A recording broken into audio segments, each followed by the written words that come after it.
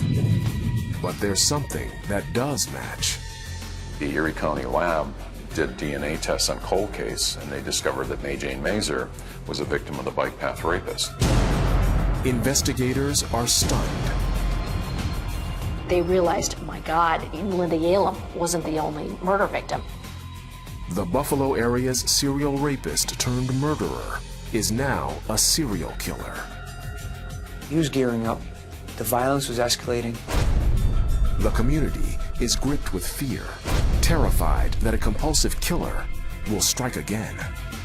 They have to do it again and again and again. That's how they operate. Just an evil person. He wasn't going to stop. I think he thrived on it, and he needed it. But over the next 2 years, the attacks abruptly cease. Oh, I'm thinking they're never going to catch this guy. Then, once again, the killer's demons escape. A 14-year-old girl is attacked on her way to high school. He got something around her neck. It was a garrote. He tightened it, got her compliance. He walked her to a predestined area. The terrified victim is asked to describe everything she can about her attacker. The descriptions were the same of the offender. Same general height, same general build, same either Hispanic or Italian descent. Results from the rape kit confirm the bike path rapist has struck again. They also reveal some shocking new information. The assailant appeared to be aspermic. In other words, we had seminal fluid, but there were no sperm present, or very few. In the early 90s, the bike path rapist either had two things happen to him. One was a vasectomy, or two, he was subject to chemotherapy. The police continue to pursue every lead while living in dread of another assault. But once again, years pass without any new attacks.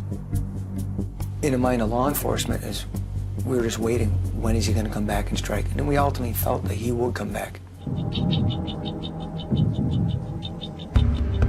This time, 10 years go by. Fears in the community start to ease. Joggers gradually return to the bike paths. At some point, I think, after those attacks, things kind of return to normal. He's not the topic of conversation anymore. A lot of people thought that he had gotten ill and died.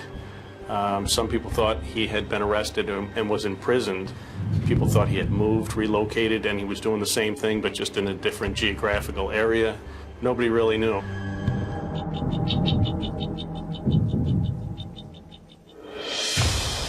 "12 years after the last attack, the terror created by the bike path killer is all but forgotten. Then, on the 16th anniversary of Linda Yalem's murder, the sheriff's office receives a frantic phone call. A female jogger is missing along the bike path. I was advised that Joan Diver had gone jogging and she was missing, and there was no evidence of anything at that point in time, foul play, but they didn't know where she was, and that to get to the scene as soon as I could. Investigators wonder if this could be a copycat crime or just a frightening coincidence. In fact, it's neither. After a 12-year absence, the bike path killer is back. Get more solved online.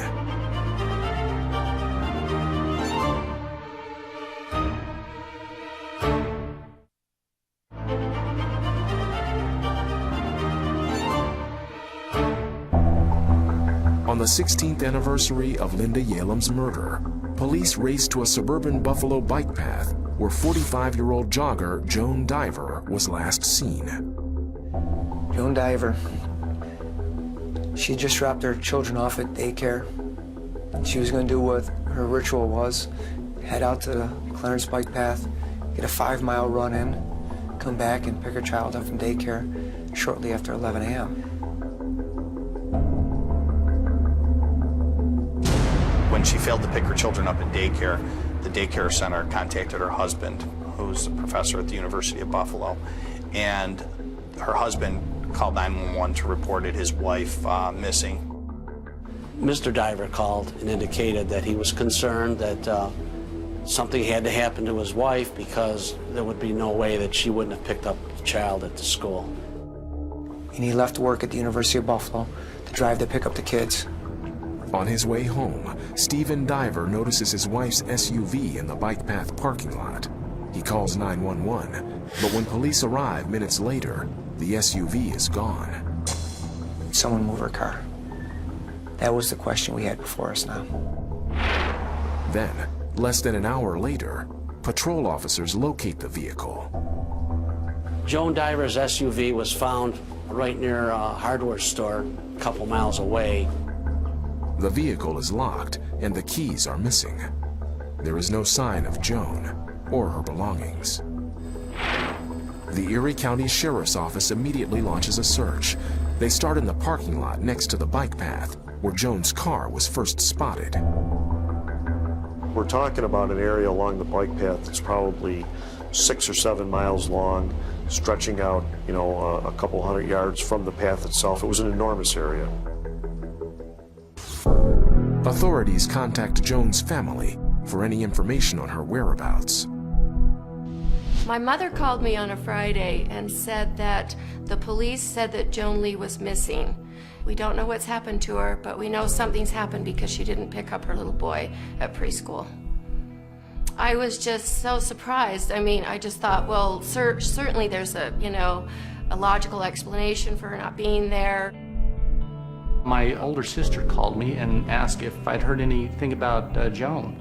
And I said, no, what do you mean? And she says, well, she's missing. And, have you heard anything, or she called or anything like that? And I said, no, I haven't heard. And I didn't know what to think about that exactly. The next afternoon, the sheriff's office decides to scale back the search and move on to other leads. But Joan's husband is certain his wife is still out there. With the help of friends and neighbors, he continues the hunt. 2 days later, his fears are confirmed. A volunteer discovers Joan's body. 15, 20 yards off the bike path in this real thick brush, and she was found basically laying in that brush. One of the things that jumped out immediately was a double ligature mark around her neck. It's now the familiar signature of a deadly predator. It was like all the other crime scenes. It was off a bike path. Joan Diver was left in a clearing near a wooded area. She had double ligature. It appeared that there had been a struggle, but there was no DNA found on her body, and the medical examiner, his finding was that there had not been a sexual assault. Detectives quickly focus on Joan's SUV. Whoever moved it may have left clues. We were pretty sure that someone involved in the crime had moved the vehicle. So in a process like that, you're going to go over every inch of the vehicle, front to back, interior, exterior, and basically leave no stone unturned. Deputy Maruso starts with the car's interior. You would think of the necessary places that someone would have to touch the vehicle to move it. We thought that the steering wheel had been swapped down. We necessarily swapped the gear shift knob, we swapped the buttons on the radio, and then came to the point where we said we should swap this ignition. It was quite a large shroud. The key fits inside the shroud, and we just swabbed the exterior of that. The swabs are sent to the lab for DNA testing. One of the items, the ignition switch, yielded a profile from an unknown male individual. I then took that profile, submitted it to our local DNA databank, where I was able to search it, and it returned a matching profile. As soon as I saw the number, I'd recognize it as the profile I had entered years earlier from the bike path rapist case. Simic is stunned. He immediately calls the district attorney with the news. And he asked me, are you sitting down? And I said, yes. And he said, it's the bike path rapist. I was speechless. After a 12-year absence, the bike path killer has returned and killed for the third time. Why haven't they caught this guy?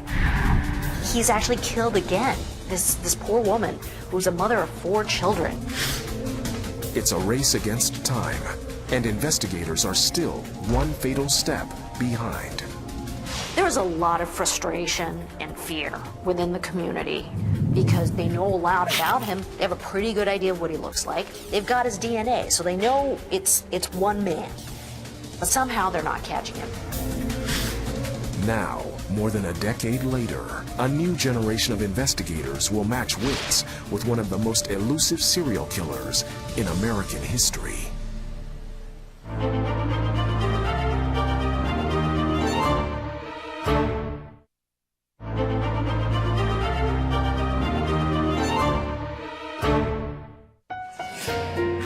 In 2006, 45-year-old Joan Diver becomes the 3rd victim of the bike path killer's deadly odyssey.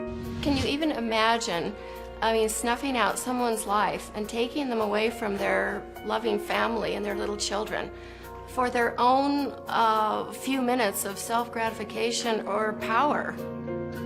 Her family remembers Joan as a loving mother and caring wife. She was such a good mother to her little children, 4 little children that she left behind. The youngest one was only 4 years old. I didn't know she had so many friends or knew so many people. The effect that Joan had on the community just came out and was really kind and sympathetic and just came out of the woodwork. With the death toll rising and the community demanding justice, a multi-agency task force is created. For Lieutenant Negrelli, it's the chance he's been waiting for. I remember sitting in the office on many days thinking, I wish I had a crack to work on this case. My dad worked on it, my uncle worked on it. Countless other police officers went into retirement working on this case and not able to solve it. I didn't want another victim, but I wanted the opportunity to work on it. The task force announces a telephone tip line. Probably at least 1,500 leads or better came in. Some of them could be from family members, relatives, neighbors, it could be anything. Then we narrow down the prioritization as to who was in jail, who was not in jail, who was in town at the time of some of these attacks or all of these attacks. It became overwhelming, so I was doing as much as I could to help them before they'd go out and talk to somebody or whether they needed to get DNA. To narrow the list of tips, the task force turns to a new type of DNA analysis called biogeographical profiling. The test identifies DNA based on race, ethnic background, and the region of the world where the DNA is typically found. I examined the data, and the new information clearly was able to point now more closely to an individual of Hispanic type population of individuals. So we just started to pull all the Hispanic surnames from their case files. Betsy started from the Z's, and I started from the A's, and we started to work our way toward the middle. In addition to the DNA testing, the task force also calls in the FBI. Specially trained behavioral analysts pore over the details of the killer's 15-year crime spree. Looking at that first rape, the methodology, how smooth and polished, and how easily he did this, they said this is not his first attack. Look, the previous attacks. Maybe cold, maybe closed, but look, this is not his first attack. When officers go back and sift through old rape cases, they make a stunning discovery. I found an old spreadsheet, and it listed several attacks that had happened in the Delaware Park in the early 1980s. There was approximately 5 other rapes, right in the same area that the 1981 rape occurred. And they continued till probably from 1981 to 1985, and they were all in the same area by a statue of David. We started to read the victim statements and the physical description, the location of the incidents, the words that he said to the victims, and other similarities struck us as being the same suspect that we were investigating. Detectives suddenly realize the bike path killer has committed even more rapes than they thought. And we're looking back and forth. Like, oh, this guy didn't do 10. He's done at least 16. They didn't start in 1985, they started in 1981.